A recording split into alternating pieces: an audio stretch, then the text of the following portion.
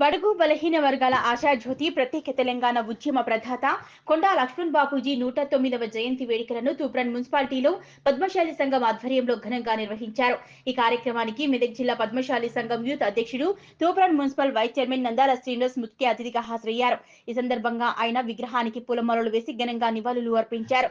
నిజాం నవాబ్ అరాచకాలను ఎండగట్టడంతో పాటు ప్రత్యేక తెలంగాణ ఉద్యమంలో కీలక పాత్ర పోషించిన మహానాయకుడని కొనియాడారు. పదవుల కంటే ప్రజలే ముఖ్యమని, ప్రజల తరపున చివరి రక్తం బొట్టు దారపోసిన మహానాయకుడు కొండా లక్ష్మణ్ బాపూజీ అని, ఆయన అడుగుజాడల్లో ప్రతి ఒక్కరూ ముందుకు వెళ్లాలని municipal vice chairman Nandala Srinivas పిలుపునిచ్చారు. ఈ కార్యక్రమంలో పద్మశాలి సంఘం తూప్రాన్ మున్సిపల్ అధ్యక్షుడు నందాల దుర్గప్రసాద్, కౌన్సిలర్ రవీందర్ రెడ్డి, నాయకులు మామిళ్ల కృష్ణ, రవీందర్ గుప్తా, కుమ్మరి రఘుపతి, రర్సోజీ, సతీష్ చారి, మన్య శ్రీనివాస్, వెంకటనారాయణ తదితరులు పాల్గొన్నారు. అవన్నీ ఏర్పాటు చేసుకోవడానికి మొత్తం త్యాగం చేసిన గొప్ప వ్యక్తి కొండా లక్ష్మణ్ బాపూజీ గారు.